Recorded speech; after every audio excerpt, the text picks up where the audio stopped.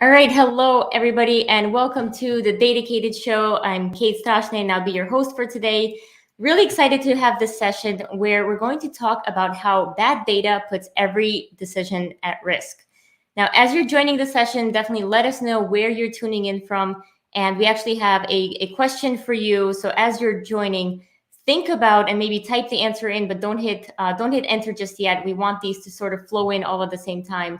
Think about any bad data quality that you've seen in the past couple of weeks or months, and just sort of type in a very quick example of poor data quality. Now, I'm going to go ahead and let you know who's going to join us with this fun panel today. We're going to have Andrew Kim.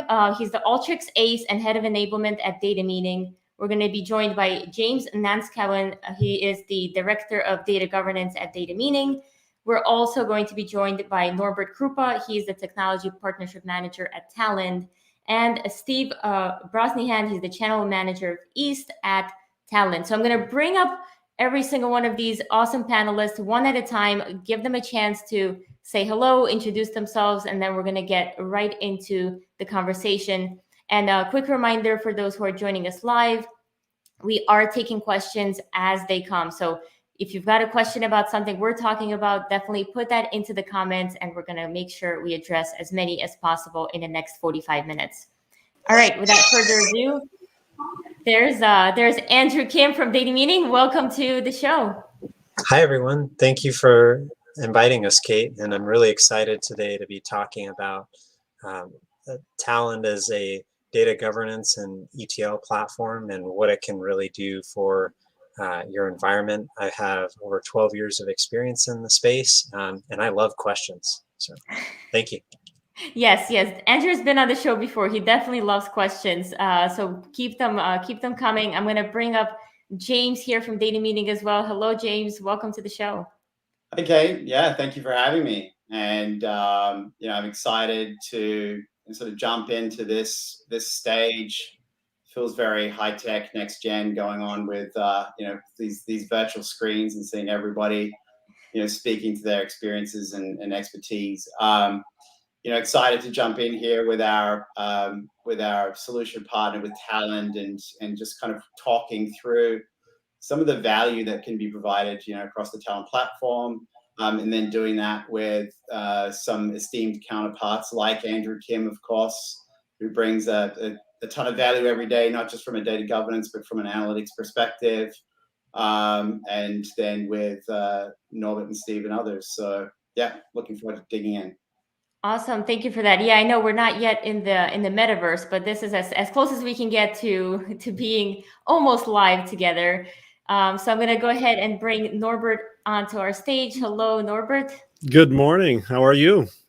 Good afternoon, actually. It's 3 minutes good afternoon for those on the East Coast. Yes. Just made it. Yeah. So good afternoon. Do you want to tell the audience a bit about yourself? Sure. So my name is Norbert Krupa. I am a solutions engineer here at Talend. My primary responsibility is supporting our partners like Data Meaning, making sure that they're successful, and also supporting our customers to make sure that they can get good data out of their organization. Awesome. Thank you so much. And I'm going to go ahead and bring Steve up on our stage here.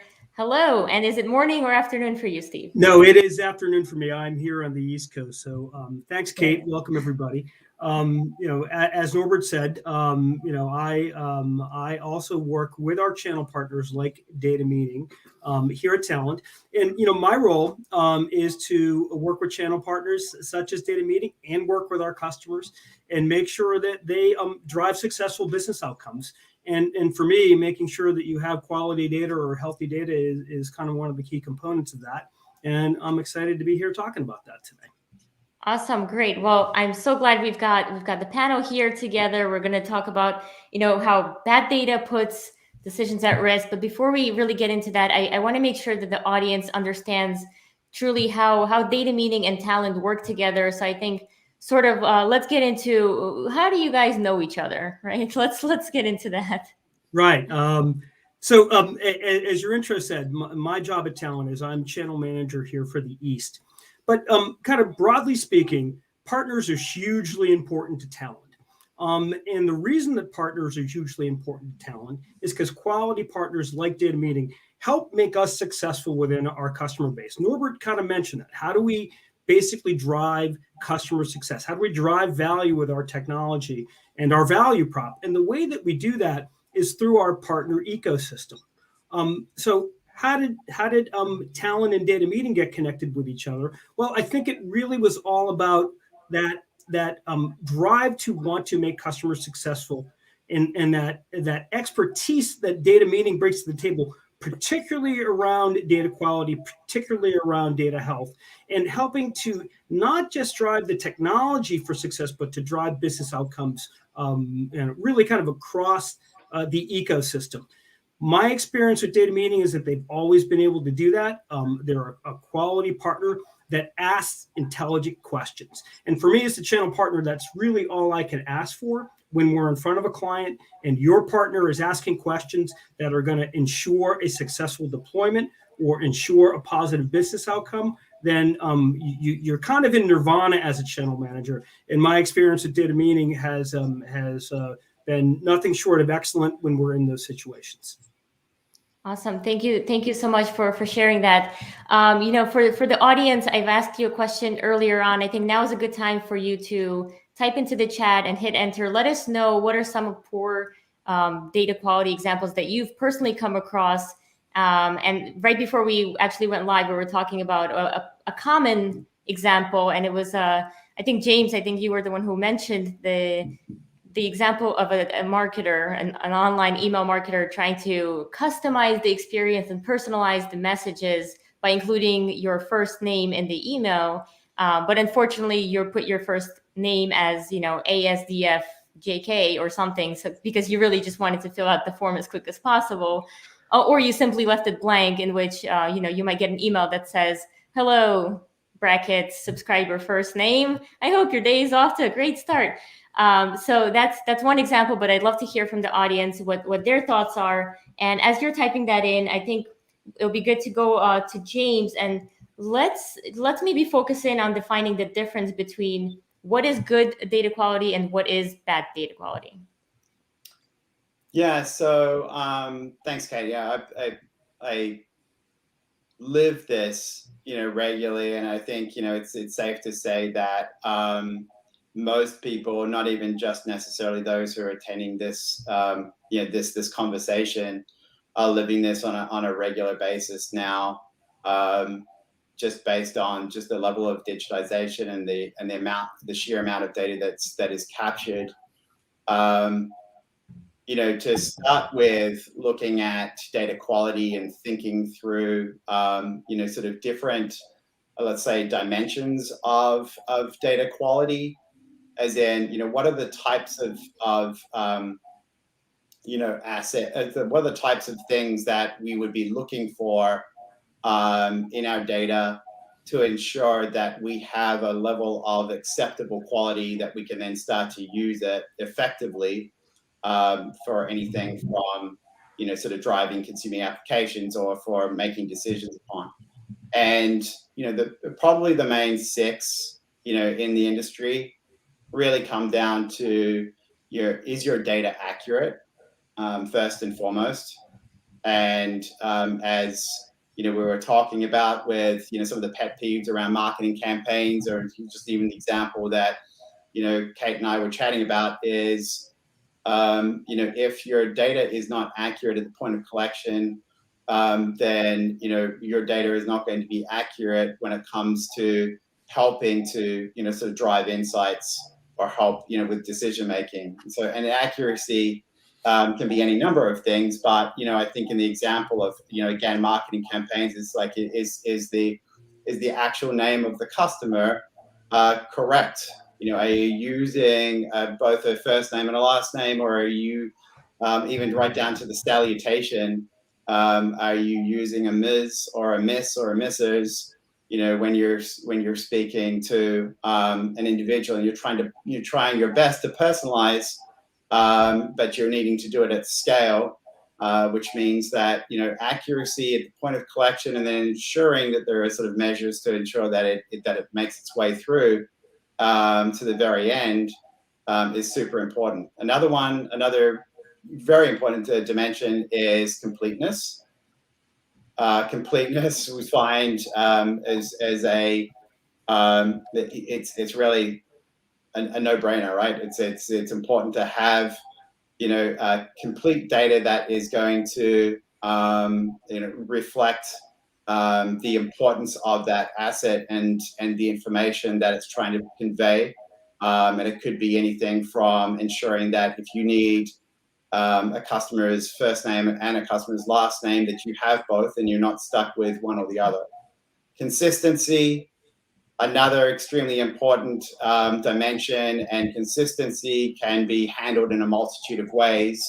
When we're talking about data management, we're talking about standards, and we're talking about ensuring that your data, wherever it might be collected, however it might be used in your organization, whether it's being used as a sort of customer data, for example, in your marketing team, and then you're grabbing customer data for reports within your sales team. You want to ensure that the same customer data is being used and that it's consistently used, so that there are collective decisions that can be made across departments and across the organization.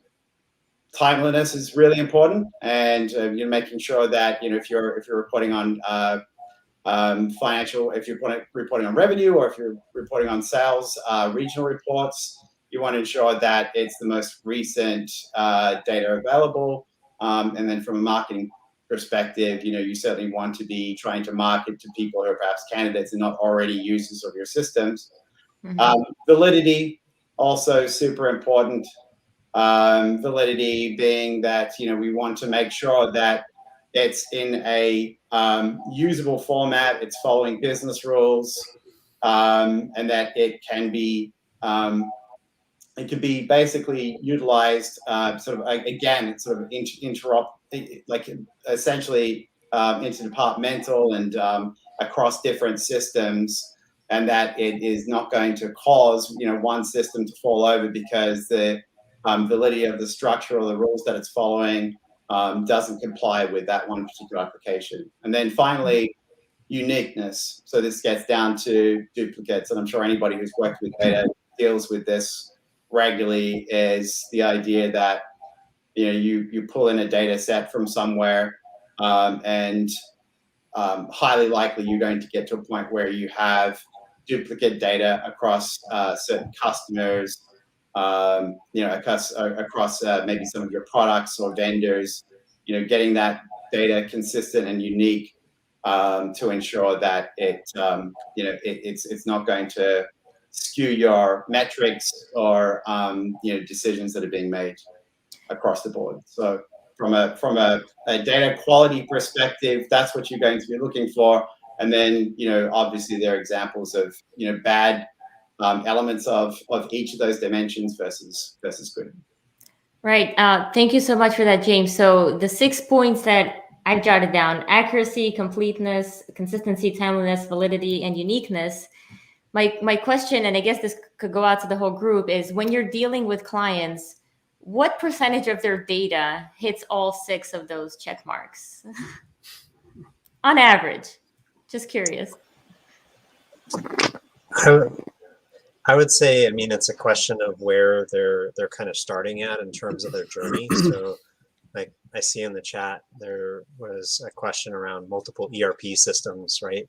Yeah. So if you're kind of starting with that as your base, then obviously you've never had a single point of truth, maybe like you would with a CRM system around customers.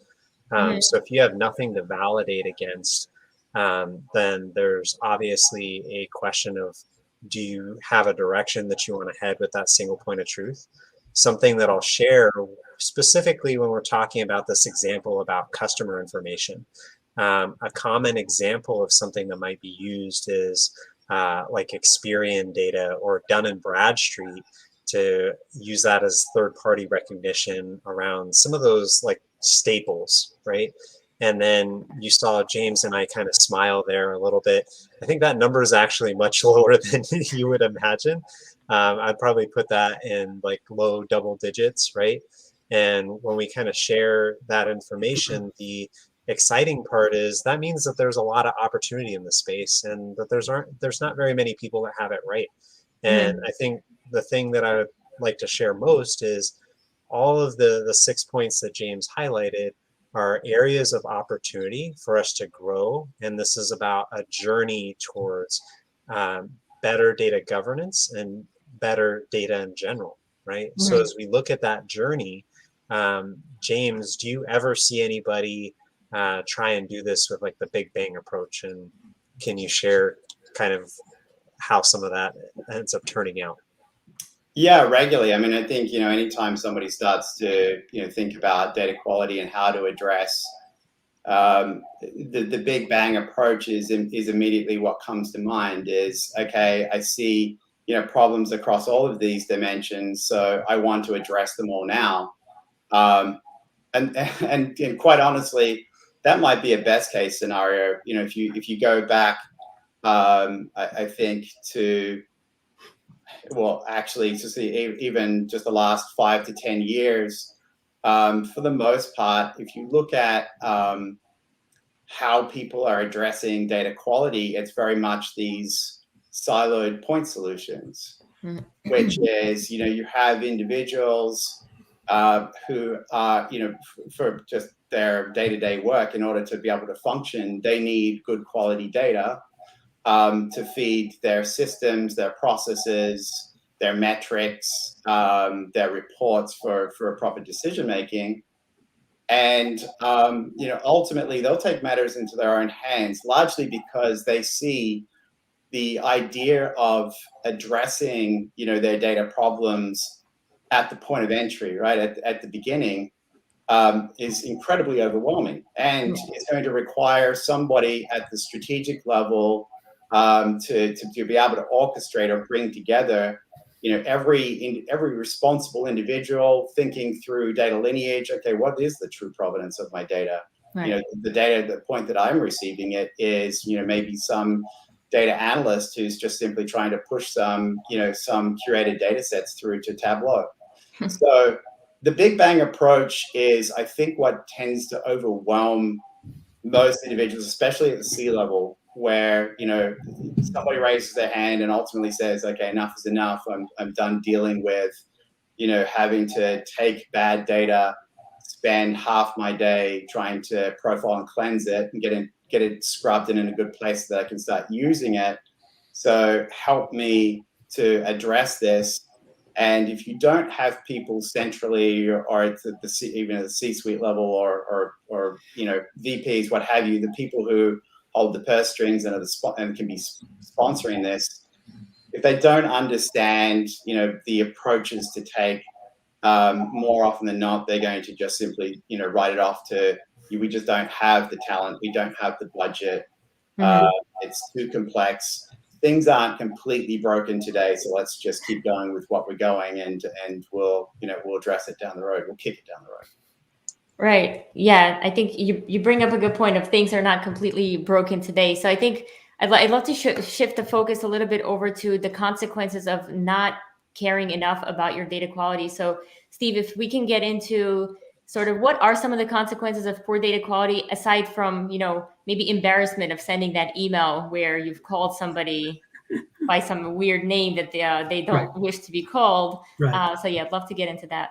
Yeah, I mean, and haven't we all done that on the email? And it is embarrassing, but at a high level, and kind of it says in the title here, bad data puts every decision at risk. So let's just kind of look at some metrics. Recently, Gartner did a study that said bad data cost the companies they'd surveyed $14 million a year. That's big money. No company wants to basically say that their initiatives failed, whether it's a customer 360 initiative, whether it's a consolidation or a compliance initiative. You don't want to invest all this money in people and process and technology only to find out that you didn't actually take a look at the fundamental issue. Is your data going to actually power the outcome that you need? At a higher level, IBM recently did a study. This is a few years back, and some of you may know this, but bad data costs the U.S. economy on average over $3 trillion a year. That's something like 15% of GDP. And that's real money. And what that suggests to me, at least, is that people focus on technology, and they think technology can be the panacea. And of course, technology is what you need to bring in. It's one of the components you need to bring in to fix the issue. But at the end of the day, you need to focus on the data itself. Is it healthy? And if it isn't healthy, you need to take the appropriate steps, both with technology, both with people, with process, and with the commitment, as James said, from kind of senior management to kind of fix the data before you kind of can completely have an impact on it. But the numbers are real. At the end of the day, bad data means that you're making bad business decisions, which cost your company money.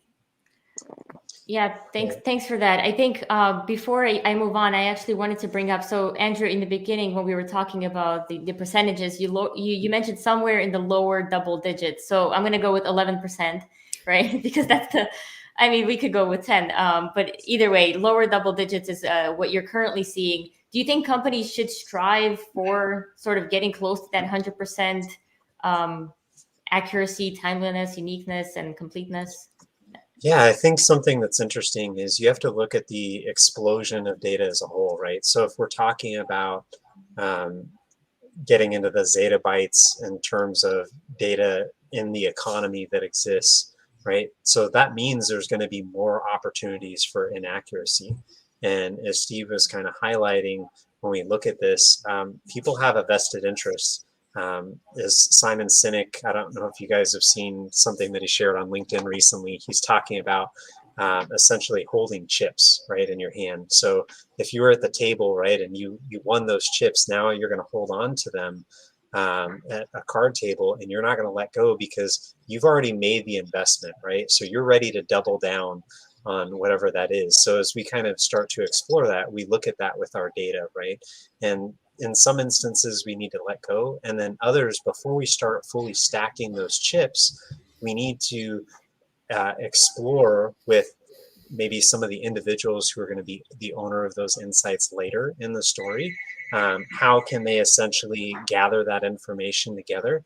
And then also, more importantly, when we look holistically at the entire environment, we want to be successful in terms of navigating that. And by having that clarity all along the entire path, it really helps us to understand what that journey is going to look like in terms of total experience.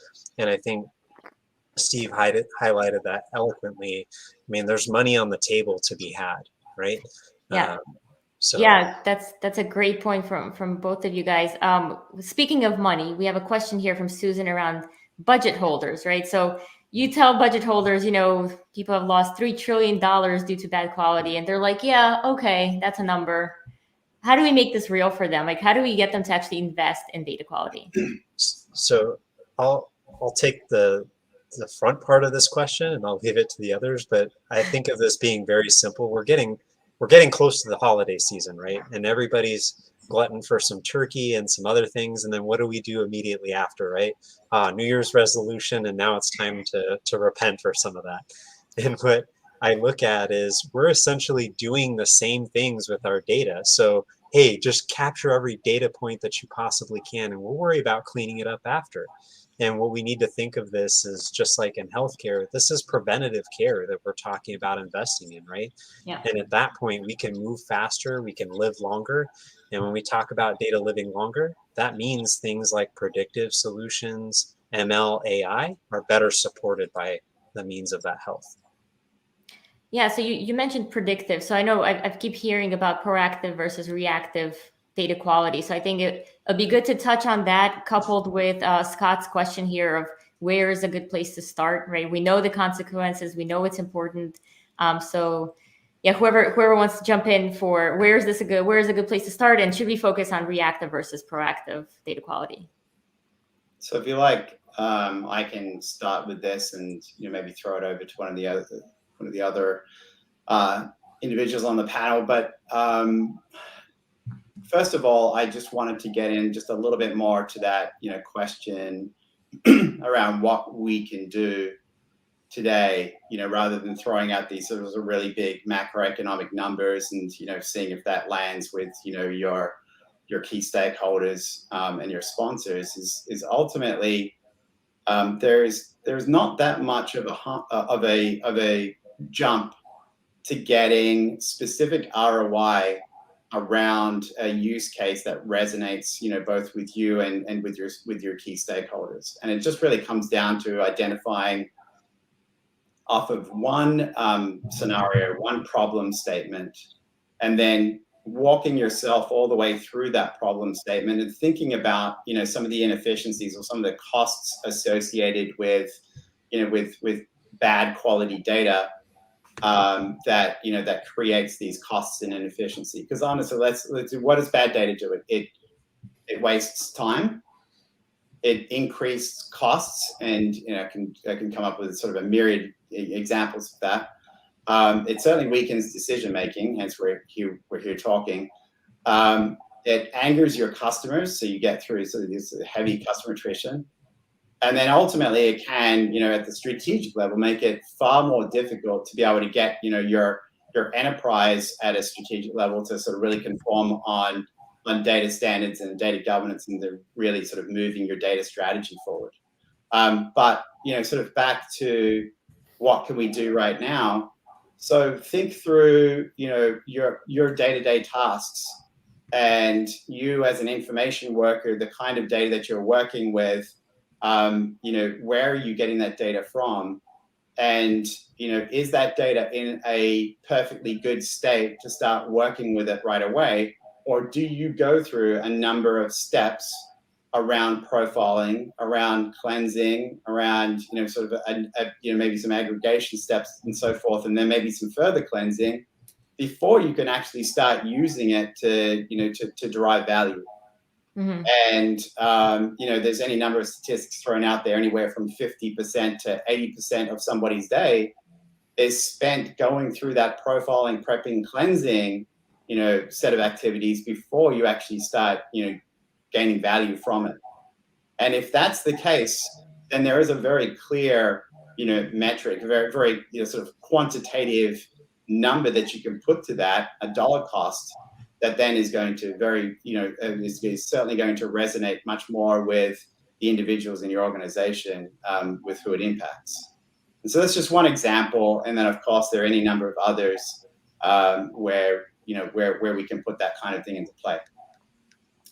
And then just really quickly, just getting into the, sort of reactive versus proactive. I like to use, the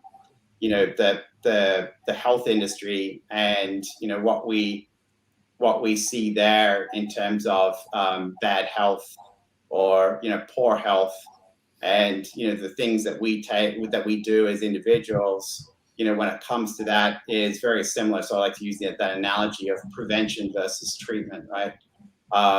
The idea that you can sort of take on preventative measures like getting more sleep, like ensuring that you're exercising, and making sure that you get regular doctor checkups.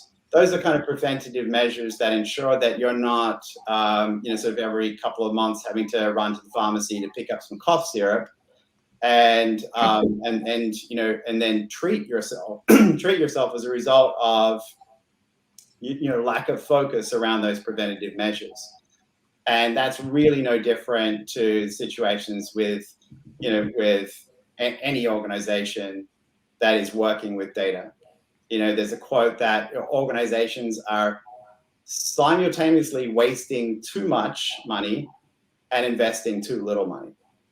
And that goes right to this point, which is, are we going to continue with these point solutions with individuals in their siloed worlds to just spend 50 to 80% of their day fixing up, treating the data, they're pouring cough syrup on the data?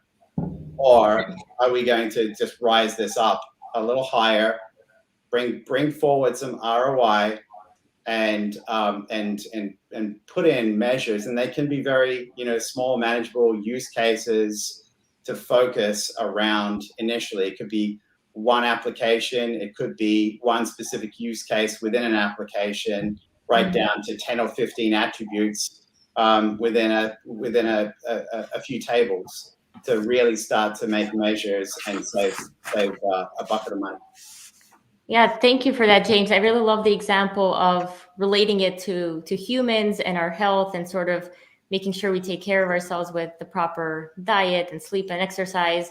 But especially that doctor checkup, right? Because I know Talend has a feature, the Talend Trust Assessor, that is sort of like a doctor checkup. So I'd love to hear from Norbert, if you can, tell the audience a little bit more about what this is, and also we'll get into where folks can go and learn more about that. Yeah, sure. So, I'm really glad we're talking about, this concept of data health, and really what we are seeing now is, how can we do our own self-care? As we've been mentioning, there are lots of preventative measures that we can take on data before we start using it. And the way that we start with that is with the trust assessor. And with this trust assessor, what we can basically do is, before we start doing anything with the data, we're going to run a trust assessment on the data, and it will go through various dimensions of that data, such as validity, completeness, how much it's being used, and other dimensions that were mentioned earlier, to basically give you guidance on, well, what do I actually need to do? And that's basically like taking a physical, annual physical, and understanding, okay, well, what areas of my health do I need to improve on?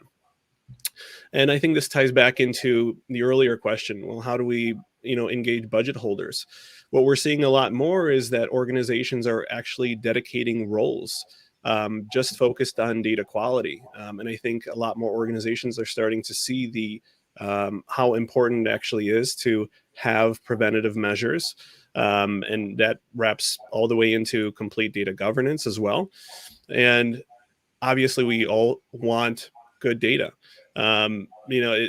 Just listening to everything from the panel today, I'm reminded of a Dilbert comic, and I think everybody here has seen a Dilbert comic at one point in their life, and it I think speaks very true to our day-to-day lives.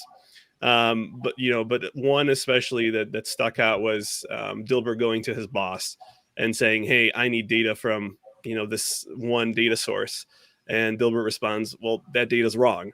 So the boss says, "Okay, well, go use this other data," and he says, "Well, that's wrong too." And then the boss says, "Can you average them?"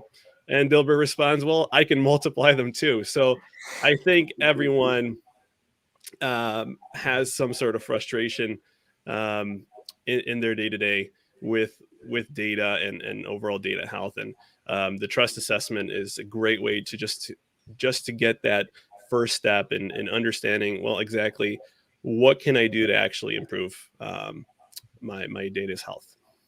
Awesome. And for those in the audience who want to take their data to the doctor, I know we have a link here, and I'll share my screen. The link is in the video description, and we'll put it in the comments as well, so it's easier to click. But tell us more about how this free Talend Trust Assessor works here. Sure. So we're going to share the link, obviously, to this. What it allows you to do is basically get a sample of your data. It's super secure. If you want to upload a small sample of that data set, and basically it will give you a full trust assessment of that data, and goes through all of those different dimensions that are outlined here: validity, completeness, uniqueness, but also gives you information on what steps you can actually take to help remediate those issues. If you don't feel comfortable using your own data, we have sample data sets there as well. But this allows you to get a better understanding, and this obviously is a core feature within the Talend platform. Great. Thank you so much for sharing that. I think that's really cool. So guys, go check it out. Put your data in there. If you don't want to put your own data in there, I'm sure, like Norbert mentioned, you can use some sample data sets and sort of see what it's like. Kind of take your friend to the doctor before you go to the doctor yourself, I guess, is another way of looking at it. We had a question here from George, which I'd love to hear your thoughts on. And he's asking, do you think that the issue of bad data quality will be a thing of the past, or is this something that organizations will constantly struggle with? So, short answer, no.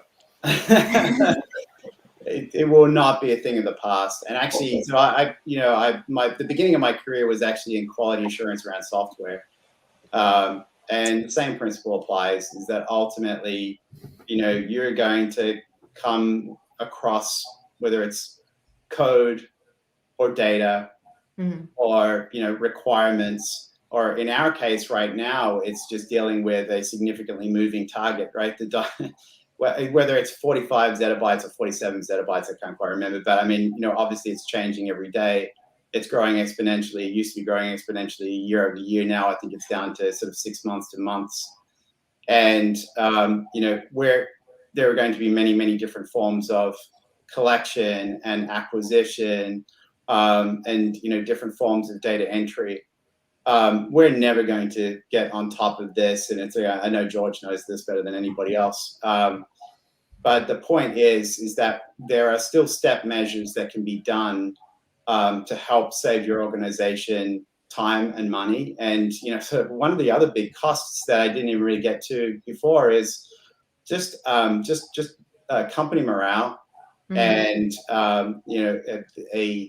a sense of purpose and value, and ensuring that people who are working with data can feel like they're actually sort of bringing value to their company, and that they're not having to go through this little flywheel, if you will, of sort of profiling and cleansing every single day and just crunching through that, and then maybe getting to an important piece of their role. Right? James, you make it sound like every data analyst is Cinderella here.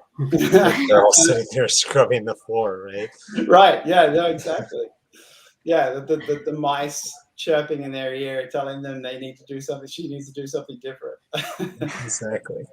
Yeah. I think that's the exciting part, is like everybody will have their part here in regards to how they can help. And when we talk about the future, I mean, look how many sensors are coming out. So you've got all these IoT sensors that we're looking at, and it's not like the sensors are all LiDAR sensors where they may be thousands of dollars. I mean, some of them are super cheap, right? We're trying to make them a couple dollars. So what consistency can you expect from that? I do think there's a lot of money kind of going into the cleansing aspect, right? From an AI ML perspective, how can we impute some of those values if a sensor goes offline? And we will be smarter about doing that. And I think overall, it'll essentially ease some of those data points, and we'll be better at recognizing outliers. But it's always going to be a journey, right? So imagine if you're SpaceX, right? Can you imagine how many sensors they have on there? And that's how we're going to continue increasing this, especially as we look to infinity and beyond, right? I have a newborn, so we're getting all excited about Disney movies here. Yeah, already that's early entrance. I have to have a way that I can solve the guilty pleasure, right? So now I was gonna say you're using the baby as an excuse. I get it. Exactly. We've heard Cinderella, we've heard Toy Story. Okay, we'll start collecting. How many movies are thrown out there? Right. Awesome. We have another question here in the comments, and I know this is something, Steve, you already touched on, but has the cost of bad decisions based on bad data been quantified or estimated? And I think the number you threw out earlier was $3 trillion. Not sure if that was internationally or just the U.S. That was just the U.S., and that's a study that IBM did. But to make it a little more tangible for companies, Gartner recently did a study, and they surveyed a group of companies. And of the companies they surveyed, and it was all about bad data and data quality, they found that on average, bad data has an impact of $14 million a year per company. So that can kind of go a little bit to the business case as well. Some of the stuff Norbert talked about and James and Andrew talked about as well. I recognize you can't go into your CFO and says IBM, says that bad data affects the economy at $3 trillion. Although that is a striking number. Right. But you can basically reference the study from Gartner, because it's at a micro level. It's at a firm level. Firms actually that don't practice or implement data quality and data health rules have a negative impact on them. That's been quantified to the tune of about $14 million a year. Now, look, if I were running a company, $14 million a year would get my attention. But there are also simple things that you can do internally, in my experience, where you can, kind of look at what your expected ROI is supposed to be on this project, whether it's a 360 project in terms of going to market, or whether it's a compliance project on the back end, or you want to hit operational efficiencies. And you can determine, if I actually put a bad input in, what was my expected ROI out, and just kind of work through that. And I think what you'll find is that, you're either going to be not achieving the revenues you want, or potentially that your operational costs aren't going to go down as much as you expect. And you can quantify that. And those are tangible types of things that you can do, I think, internally on your own. But if you're just looking to reference that number from Gartner, that study is out there. You can kind of you can go find various references to that Gartner study. And I think as an analyst, we can start with baby steps, right? So obviously we can do the assessment, right? So if you do the assessor, another thing that I do that's common is in the existing workflows and stuff that you have, right? Doing a quality check. And something that we look at common is we are just the middle stakeholders whenever you're doing ETL or ELT processes, right? You have someone on one end who's actually doing visualization work, and then you also have a person that's on the other end who is actually maybe the owner or responsible for collecting the data. And what we're missing is both of those individuals are technically our clients, right? So the conversation that we should be having should be fluid amongst everyone. And because we're talking about data moving faster, etc., that means that we need a way to kind of capitalize with what Norbert was saying. Why don't we have a clear picture all the time? And you can take the first steps of doing that by maybe even doing a simple report every time you process the data. There may be some additional things that you need to add into your processes to capture that. But if you can do that successfully, I can tell you that you will start gaining the trust of both parties, right? Hey, here's, as the owner of the data, if you could improve maybe these collection points, zip code or name as an example, right? Let's work on adding some better rules around collecting the name. Okay, great. So when we get to the output, now we don't have those data quality issues, and you have trust going both directions where everybody's saving time and can be efficient. And then you can capitalize on that information where basically you're saying, hey, this one use case that we went through today, I have 30 more of them that I handle every week. What if I could save time with all of them or capture more value with all of them? And immediately that's how you can get to that $14 million, right? Is there's 20 other people just like me here in the organization to start. And if we start with those individuals as a first step, and we're all using the same tool, right? Why aren't we capturing all this information? And now we've saved 2 or 3 days at a time where we would have been going back and forth, where we don't have to do that anymore. And right now is actually the best time to have that conversation. Why? Because it's about to get to end of the year reporting. And what does everyone love to do? They love to change the rules up at the beginning of the year, right? And if you had some clarity into that, you could save some time, maybe some headaches at the beginning of the year for more working out time, right? Yeah, for that first month, for your first month of New Year's resolutions. Yeah, I really like that, Andrew. I think the accountability, responsibility of data quality should be distributed to as many people as possible. But I think at the end, it does go back to sort of who is the data owner. And I wanted to ask the group here, how do companies identify, who is actually owning this set of data? Because a lot of times we've got a data set and we've got multiple parties using that data set for various reasons, but who actually owns it and who has sort of full, complete accountability for the data quality of that data? Well, I can tell you, most companies, the way most companies approach it, and then I'll also tell you the way most companies should approach it. So the way most companies approach it is they will look at individuals who have some level of, utility out of, certain data sets, and perhaps it might be a set of tables out of a CRM system or ERP or, in a data warehouse somewhere. And it tends to be the individuals who have that expertise, both, probably more so from a data dictionary, more from a technical DBA perspective, who then get, wrangled with some additional role responsibilities around ownership of and accountability to the quality of that data. I feel like that is misguided, and I do feel like there needs to be a whole lot more accountability and ownership of the individuals who are first creating the data. And so one example that I'll use is, you look at your CRM systems, who are the people who are, entering data into those CRM systems? It's your salespeople. Yeah. Now, your salespeople, granted, are very busy focusing on sales. They will generally try to shortcut, or they'll do whatever is necessary to circumvent processes in order to get to that sale. But they're entering that data into the CRM system for a reason.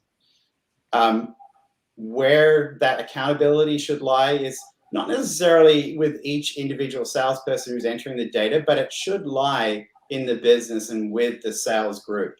And then I think that there should be, maybe in some federated way, an individual who has knowledge around the data and the way that it's collected and how it's working its way through the processes and pipelines, and what downstream applications it's feeding, who will be representative of and accountable to to that data all the way through the data journey, not just from the collection point, but all the way down to ensuring that every last consuming application that is pulling that data is seeing consistency and validity and veracity, and everything we're just talking about. And I think somebody actually threw in the comments, data is a team sport, and I could not agree more. It's like, and that's it's unfortunate that it's not always the case. It does tend to start with one or two individuals who get sort of roped or cornered into that spot. But we do need to sort of take it out to a broader level across the organization at the enterprise level, make it a team sport. And then one last point that I just really want to make as well is that I think the numbers that we've been throwing out are super conservative. I mean, even right down to AK's point about, Andrew Kim's point about the low double digits on in terms of sort of where quality of data might be today. Just quickly, Thomas Redman has this exercise that he does in his management workshop sessions, where he has individuals who are not necessarily working with data day to day, to have them access at least 100 records from an active data source. This could be like your CRM system with 10 or 15 attributes. Grab 100 records, and then you've got anywhere from your C-suite executives to people in leadership roles, or to people who ultimately are responsible for sort of key departments within your organization. So, for example, a head of sales, to actually go through this exercise, and it really only takes a matter of minutes, is actually to look at each record and then specify, is this record perfect, or is there an error that I'm spotting of some kind? It could be just a misspelling or whatever. And that after that exercise was performed across a whole multitude of different companies from different industries, I think 72 in total, what they came to find was that on average 3% of that subset of data was actually deemed perfect. So wow. I mean, good news is we're not striving for perfection, right? We're just striving for better tomorrow than today. Otherwise, we'd be stuck in there trying to clean all day and not really use the data, but still shocking, 3%. And I love the exercise. I'm going to do that with my own data, like my own data that I collect, just take 100 random records and sort of see where I stand. Yeah, it's something that you can start with, but then looking at Talend's health score. I mean, Talend helps you to scale that, right? You can start just as an eye opener to help people understand. Just even grabbing 100, sort of random records from an active system Yeah. That is an eye opener that you can then start to get, a lot of individuals who are not working closely with the data day to day to understand just the ramifications of this and start to put some, time and money behind it. Yeah, that'll probably be a good case study to use that Talend trust assessors. Get your 100 rows of data randomly and put that in there and see what the doctor says. Exactly. I know we're getting close to our time here, but I do want to take a couple more questions if you guys are all good. There's a question here from John, and he's asking, if business language is the raw material of enterprise data, wouldn't an enterprise business vocabulary be a good start for data quality? So I'd love to hear your thoughts on that. I can take this one. So I've been in a variety of industries, and I think that is a good place to start. There does tend to be a lot of egos that surround vocabulary and definitions, right? So as we kind of look at that, basically being able to define some of that information to start, right? Because really what we're talking about is establishing a single point of truth. And this goes back to the whole comment about the chips, right? So if you've already invested all this time around, hey, I've got this beautiful dashboard that's based off of my data set and it's already proven my calculation is correct, or wherever this data is coming from is correct, right? We've got to have that peace of mind and remember that this isn't about being right or wrong. This is about what's the best for the company. So as we start to kind of explore some of that information, right, we want to make sure that we can do that successfully and then get on the same page with some of these points. And some of that starts with the vocabulary. And remember that there's different dialects that exists. We just had this conversation actually about languages of appreciation internally in our company. And what we were discussing is just because someone may prefer like words of appreciation, right? Does that mean that I want to say thank you to James here on LinkedIn Live in front of Kate and everyone else? Or is he more like, yeah, nothing hurt, that doesn't hurt, right, James?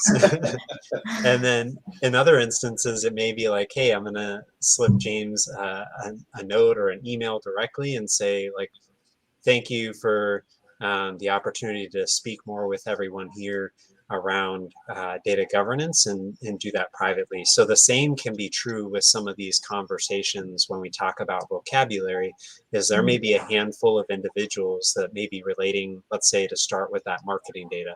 So if those two individuals can be on the same page, you can start forming that tribe in terms of what that vocabulary is, and understand that there may be a few different dialects that may exist within the company, which is oftentimes a problem whenever we see working with IT around, let's say, records, right?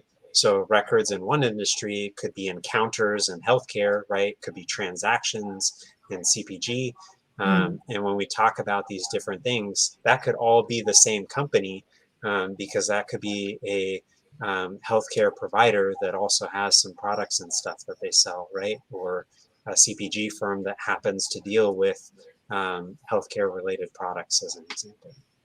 Yeah, thank you for that, Andrew. I know we spent the last 45 minutes or so talking about impacts of poor data quality across the board, but we have a question here from Catherine, and she's asking, which specific industries have you found to be most impacted by bad data? And I know the answer to this would probably be influenced by the industries that you've worked with, but it would be great to hear from you. And also, which industries have you found more frequently violate the statutes in place to protect NPI? So, from my perspective, I've seen, it does tend to be industries that are, B2C that are collecting data or using data more commonly to either, deliver messages to customers and need to collect a significant amount of, let's say, personal data, whether it be around credit cards or customer information across probably a significant, demographic and grouping of individual. So that means a lot of records that need to be maintained and mastered. And it means that there's a lot of, sort of quality concerns and quality monitoring that needs to happen that may not necessarily happen where, strategy around marketing and sales maybe gets in front of strategy around data.